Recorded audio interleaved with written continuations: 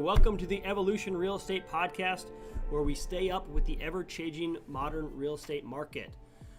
We were going to start at around 1 or 12, and we had some technical difficulties to get to this point.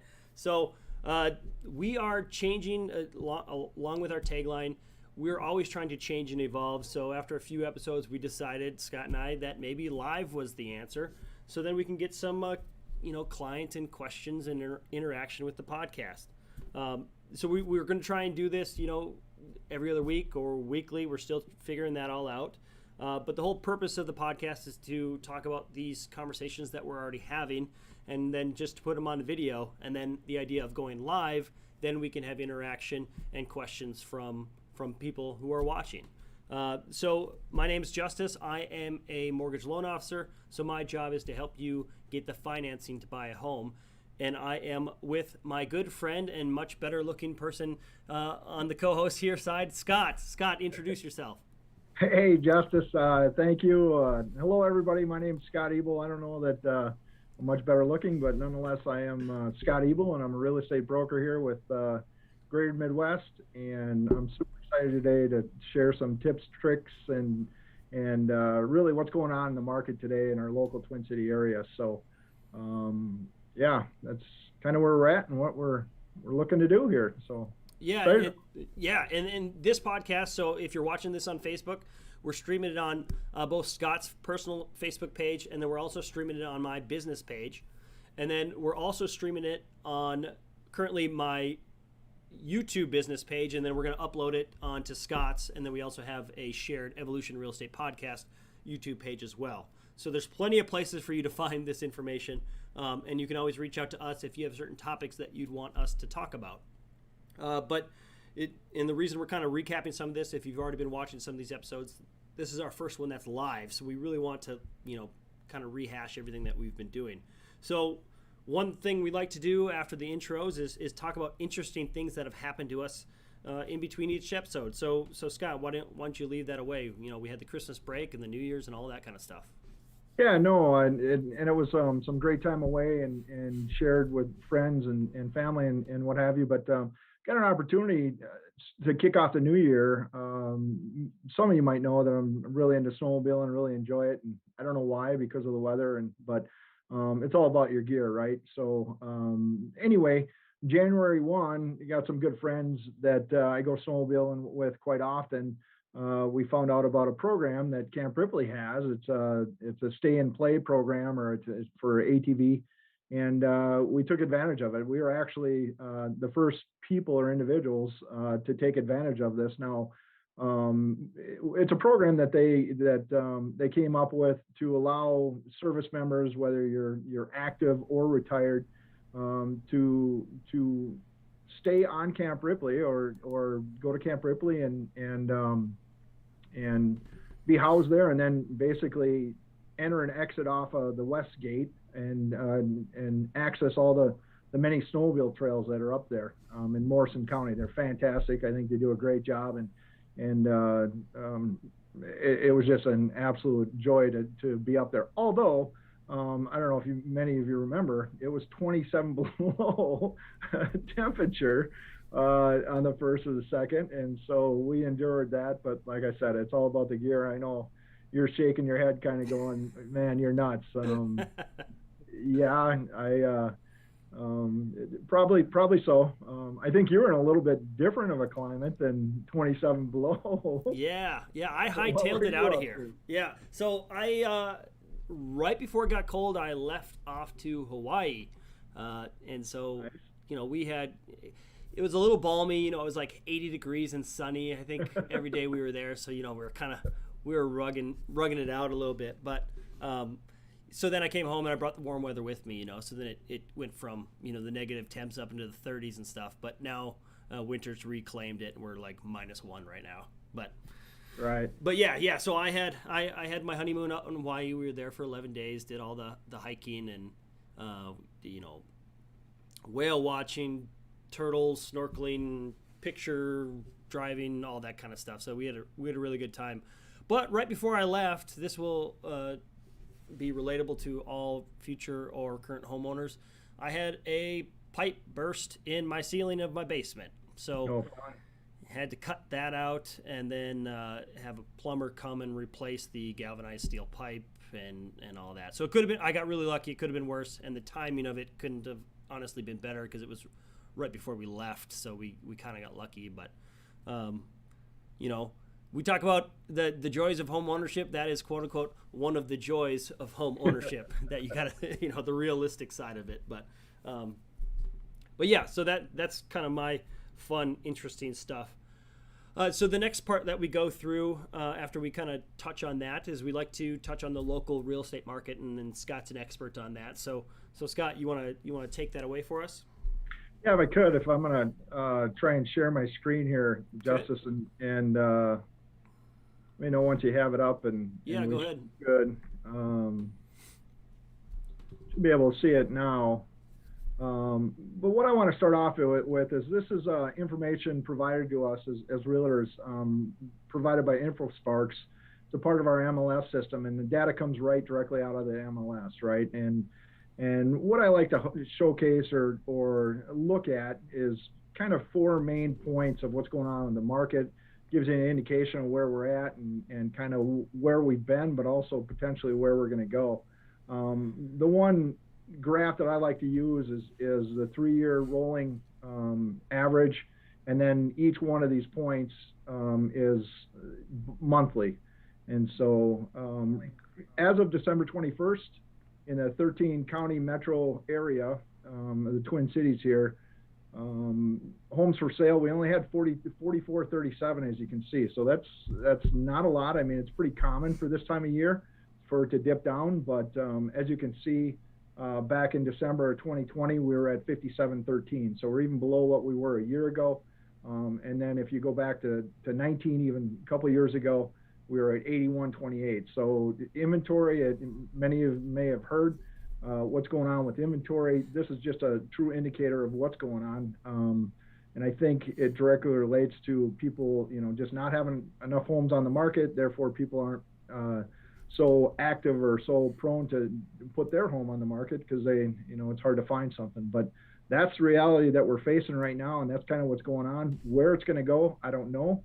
We like to try and track this and look at it, and it's pretty normal for this time of year. As you can see, in September we have much higher amount of homes for sale, and as you go back, there's definite trends that are pretty easy to follow. So looking at the next item I want to share is closed sales, where we're at current or as of December 2021. We're at 4955 as of December. So if you kind of look back at some of these other ones, I just want to highlight what they are. In June, kind of the peak of the market, we were at 7464, and then once again, here's right here, that's December, so that's a year ago. So we're pretty close on track from last year. But if you look at even 2 years ago, that's kind of where we're at, 4220. So we're just above a couple of years ago as far as closed sales. The one indicator that everybody kind of asks, well, there's no houses to look at or what have you, and that's months of supply, right? And really what's kind of also of where we're at on the market. And as you can see here, December 2021, we're at 0.08 Justus of months of supply. So just to talk about that a little bit, and what that really means is that if there were no other homes that were to hit the market for new homes, for sale, that 0.8 months, we would completely exhaust that supply of homes that we currently have on the market. And that's for all of the 13 county metro area. So if we go back and look at December a year ago in 2020, we were at 1.1. So to give everyone kind of a reference of what a balanced market is, most people say it's going to be 5 to 6 months worth of supply. So that gives you some indication of where we've been. So this goes all the way back to 2018, but you can see even in September of 2018 we were only up to 2.7. June of 19 we were at 2.6 and carried through all the way to September. Traditionally, as we always see, that your summer months are always going to be higher, or traditionally are. May of 2020, we were at 2.2. So that gives you some idea of where we're at today, right now as we sit. So kind of a snapshot of today's market. Um, One last thing. So here also is another indicator and tells you what I was just speaking of the new listings and really Yeah, what's look at that available. chart. I Look at know.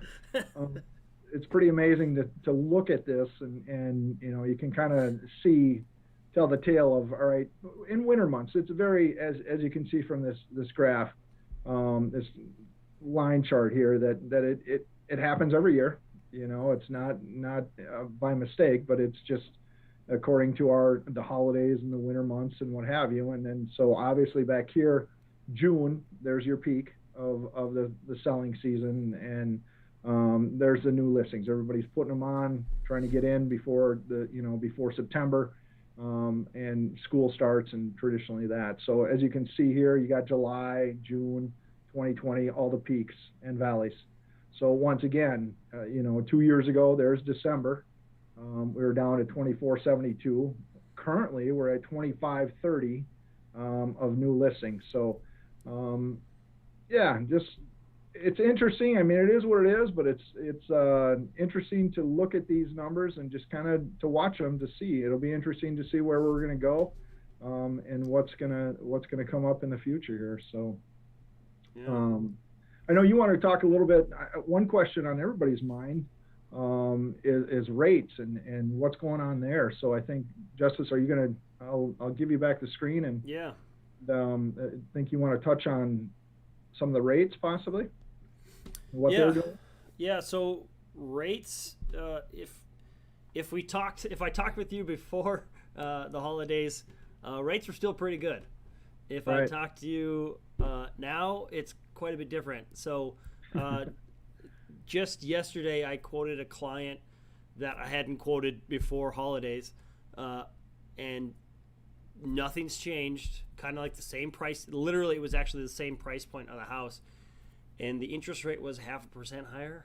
It's like, oh, it's significantly different. So right now, rates are really pushing higher. Let me share. Let's see. Where's that share? Here we go. Let's share this. Where's this treasury bond? Here we go. So I did a video on this, and you can see this, Scott, in a second. It's right here. Let's see. Does that work? Can you see it? I can see it. Okay. Not shown on my screen that it shows, but you can see the chart. I can. Yep. Okay. Just want to make. Yeah. Okay. Well, I'm going to assume everyone can see this chart that I'm sharing. For some reason, it's your cursor, I think, is showing up, but the actual chart, not sure why it's not showing up here, Justice. But Okay, so you can't. Do you not see the chart? I can see it on my screen, but for some reason, Not on the shared screen, right? no. Okay. Well, that's interesting. You can maybe move it to a different screen. Yeah. Let's see. Well, let me do this instead.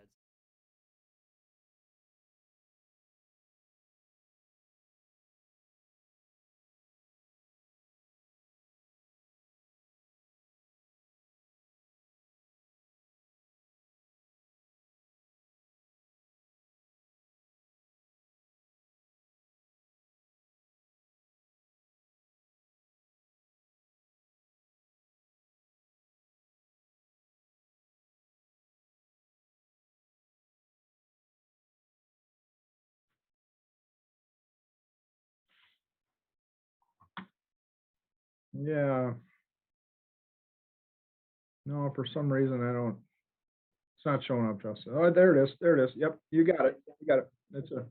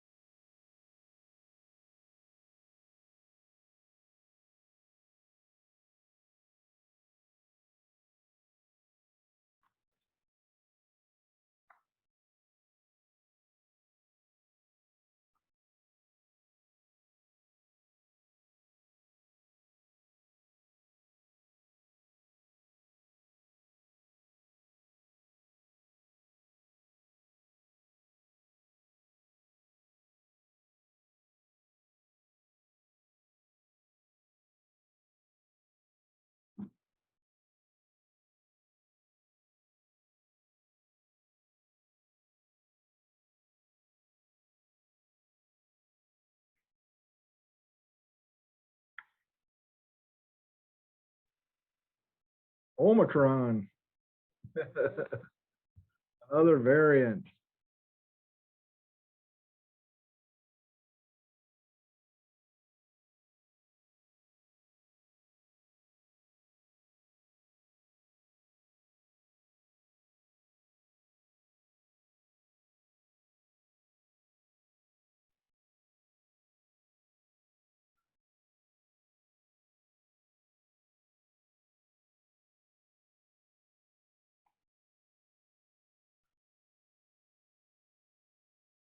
But the 10-year Treasury bond is more up, and with that, it's not exactly correlated to mortgage interest rates, but when that goes up, interest rates go up too.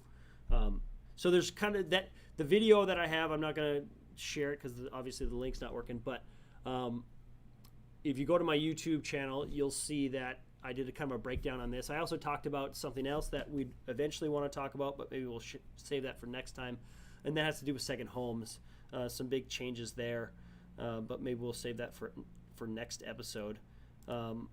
So just getting back to our notes here. Scott, playing off of that, what is the reality, knowing what I just kind of said about that, what's the reality of the current market in terms of real estate buying the future of 2022? As I talked about and kind of showed the numbers on InfoSpark there, that one of the, is the inventory and ability to purchase, because of the inventory being so low or what it is. A lot of times, buyers or people, anybody that's entering into the market at this time, and it has been this way for some time. But a big concern is obviously how do I get an offer accepted that first of all, getting an offer accepted. And one of the ways to do that is to be non-contingent. It's kind of tough when you've got a home to sell, and so how do you do that? You make it subject to the sale of your home, and hope that the buyers will wait and kind of hang on for you, and maybe a period of time to be able to allow that to happen and work through that process. But that I think is a big concern, right? First of all, I think it's pretty easy to get your existing home sold, right? That's the first thing. But the next thing is getting an offer accepted on the next property that you're looking to buy or to move to. And so I think that's a big concern. I know there's been a lot of different options or a lot of people trying to solve that problem. I don't know that we've ever been in this situation. It's usually kind of the other way around, where you don't have to put a contingency. It's a buyer's contingency versus a seller subject to them finding a home. So it's kind of a little unique situation, but it's definitely something that can be worked out. That is what we see nowadays. But along with that, allowing buyers to somehow be non-contingent. I mean, because sellers typically don't want to wait for a buyer that it is contingent, right? And because then you create that pretty much that domino effect, or you've got back-to-back closings, and well, that one has to sell in order for you to move forward on this one, this one, this one. So whenever a listing agent's working with a seller, obviously, a seller, the smartest thing or the best way to go about it is to entertain or accept offers that are not contingent or have the least amount of contingencies possible. Whether it be that financing contingency subject to a sale of another home, or even what we've seen in the past or currently is home inspections almost being waived, and some of those other things. So we'll see where that brings people. It's kind of nice. We're seeing some of that coming back or selling, allowing. Just depends on where you're at in negotiations and really how attractive that property is and how it's marketed and how it's rolled out.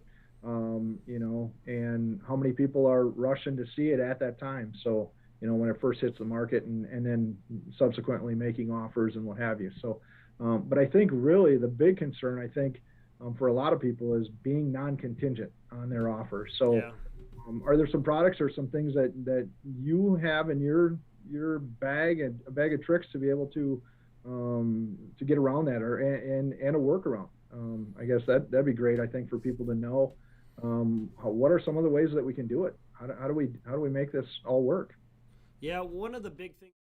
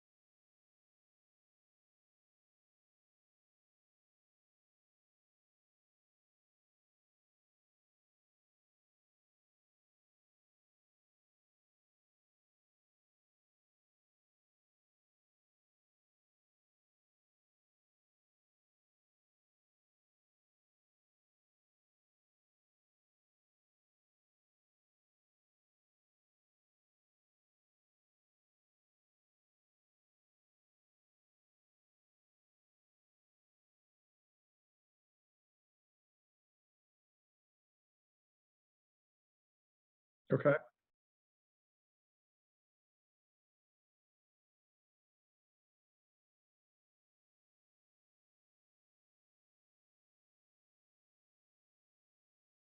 Them to essentially kind of bypass what they would have. They just had to essentially, the rules on it are you have to make one payment of how you close the loan. So in that case, it'd be 5%, which is the minimum, 5% down, and then they'd recast after that. And then it costs like $500 to do. At least, speaking right now, January 19th, 2022, that's how much it costs. So it's $500 to do the recast, and it has to be conventional, so it can't be any government type loans. But Okay. $500, throw money in. It has to be minimum $10,000, and then that will then re-amortize their payment, which will act like as if they put that additional amount down that they wanted to, which will then, again, in summary, allows them to buy their home and sell their current home later. Yeah, that's a big deal. That's huge in today's market.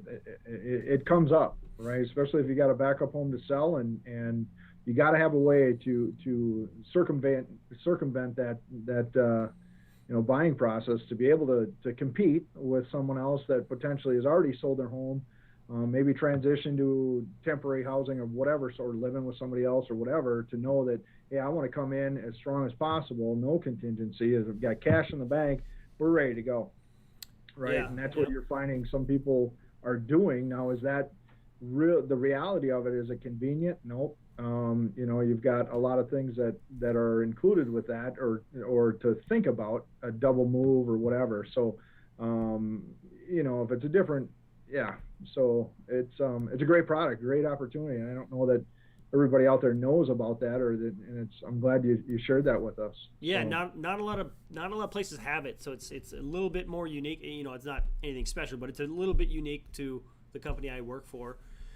And there were changes done last year, or was it the year before? It's where if you provide that, and you could speak on this, but you provide that contingent offer, and someone can, and it's accepted, and you're moving along in the process, someone can still kind of like come in and oh, you can get bumped. It's can called get a bump bumped. clause. Yeah, Yep, and you have to perform within a specified time. Typically, it could be, it could be as short as 48 hours, not 24, but 48 hours, or 72 hours.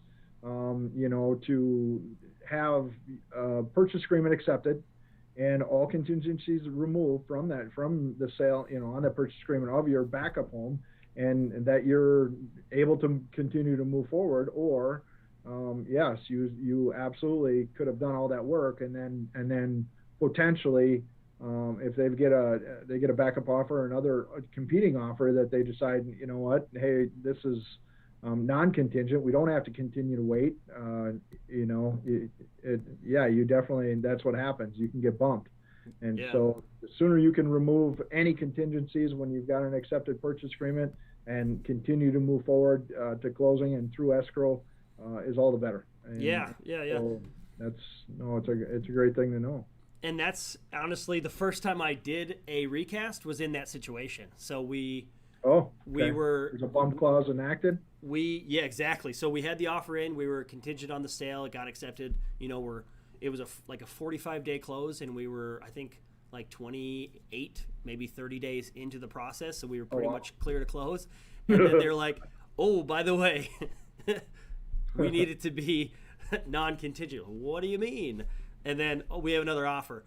Oh boy. So then we had to scramble, and then we got collected more income docs, or I'm sorry, more asset docs to show that they had the 5% down, restructure the loan. So then they bought the house with 5% down, and I think our DTI was like 49%, so we just scraped in. Yeah. And then obviously they closed, then they sold their house and then recasted, and they put essentially 20% down. But it was like a mad scramble, because all of a sudden that bump clause was like, surprise, like, yeah, they're out there.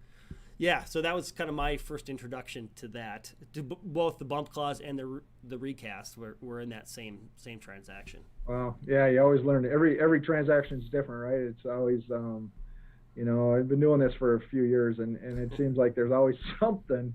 Yep. That there always is, and that's it's always changing. Yeah. Yeah, there's always something that comes up that you got to try and figure out, and get over. So no, that's great stuff. It's great that I'm glad we're talking about it and sharing with people. Hopefully people find value or find, that this, or get to know that this is out there. That's an option. I know I've got a number of buyers that I'll be speaking to and that, hey, this could be an option. This is a way to go. You just got to go down that path and see where it takes you. Make sure you qualify and what have you. But it definitely is an answer to the problem, if you will. Yeah, and especially as we, leave this winter market and get into the spring market where all this stuff is super valuable to know. Good to be armed with that information now. Well, it is, and there's one other thing. I don't know. Talking about rates and some of the other things that maybe you're going to touch on that. But what do you see coming up? I know there's a lot of talk about interest rate hikes and who knows. I mean, I know, and I should be cautious because none of us have a crystal ball, right? Yep. If we did, we'd all be doing something else. But anyway, what are your predictions, or what are your thoughts, or what are you reading or hearing as far as because right now I think there's a lot of people on the fence who are really kind of running to try and get the interest rates that we have today versus what might be coming down the road. So maybe you could touch on that a little bit, Justus. Yeah, when I bought my townhome in 2017, I got it with a 4% interest rate, and boy, was I jacked. 4% was fantastic. Yeah. We are on our way to that again. So we have a little bit of a recency bias in the sense that we've been in such a low rate environment that it's kind of like a shock, like, oh my God, we're going to be around 4% on this, which is still a phenomenal rate, which you can speak to because you've been around a little longer than me. So longer or higher interest rates, but 4% is great. We're still below that now, but we're on our way up. So I wish I could share that screen, but we're not going to try that again. But if we watch the bond market, we'll know that rates are going up. If you go to like Freddie Mac and look at their loan data on the interest rates, that will show you kind of like what's going on too. I can't specifically speak on the actual interest rates because that would get me in no-no land, in trouble, but they are going up. Indicators are kind of showing that they're going to keep going up. So what we were told in our meetings right before the holidays is that rates should be around 4% in that range at the end of the year. Well, they are halfway there from where we were already, and we're only 2 weeks into the new year. Right. So you would think that this thing it's like this, and you think it's eventually going to kind of level out. Now today, specifically 119, it came back down a little bit. Now, whether that's just a reprieve or what, we've just been on like a absolute hike the last 2 weeks. So yeah, stuff's going to keep going up, but keep in mind that these rates are historically low, and they weren't meant to stay. And 4%, even if it turns out to be that way, it's still a really good rate. Right. No, and how long has it been as low as it has been? I mean, it's been miraculous. Unprecedented. Yeah. 2-3 years. I mean, we haven't seen, and pretty much all through the pandemic, and it's not gone. But entirely through that, there was no interest rate changes or adjustments, hardly at all. I mean, and it was interesting to see. But every year I try and follow Lawrence Yun, who is the chief economic analyst for NAR, and he puts on a great webinar or Zoom meeting, and fortunately I always try and look for that, and there's some pretty good a number of panelists on there that are some of the world's best economists and try and figure this stuff out, and some of the predictions they were coming out of that think tank was that there might be 2 or 3, potentially 4 interest rate hikes throughout this year. So where we end up, like I said, nobody's got a crystal ball, don't know. I mean, they can chart it and try and predict, but we'll see. But as we're talking now, it sounds like interest rates will be rising a little bit, but historically it's still a great time. I mean, still a great time to buy and get out there and still invest before they do go up. And even if they do, it's, you just got to calculate and work with that payment. So yeah, and these interest rate hikes that the Fed proposes, they're not necessarily tied to mortgage interest rates. They're, like just because the Fed is raising these interest rates doesn't mean the mortgage interest rates are going to rise as well. So they're not necessarily correlated. Sometimes they interact with each other, but they're not necessarily tied together. So the Fed interest rate hikes, those really affect like businesses for borrowing money. And if the Fed hikes up these rates, you're probably also going to see those savings accounts that you used to put money in because they actually generated you a little something. Those will kind of come back a little bit. Then they, have essentially been non-existent now. So there is some positivity to that too. If you've been following the stock market's been just getting gouged lately. There's a lot of fear still. But if you look at historical data, whenever the Fed has raised interest rates, if you can find the charts online and whatnot, but it's kind of interesting that there's usually a higher return in the time frame where they actually raise the interest rate. So it's kind of counterintuitive. So again, the Fed's obviously trying to mitigate inflation. So I guess it's probably still time to see that. If Fed says 3, I've heard predictions as high as 7. Some people and the Fed usually does it by a quarter, but some people are calling for it to start off with a 0.5% interest rate hike just right away. So all of that obviously yet to be determined. Sure. Scott, well, just as we talk, ever-changing real estate market, right? Yeah. Hence the name, Evolution Real Estate. Evolution. Yep. Just never stops changing. Scott, anything else to add to today's episode? No, I really enjoy doing this with you, Justus, and I hope people find value in what we're sharing, and I'd love to hear some input and feedback from folks and what they want to hear or what they want to talk about, and love to focus on that, I guess. But no, stay warm. It's going to get cold. Tell the people what they can do on our social channels. What's that? Tell the people what they can do on our social channels here. As far as what? What do you?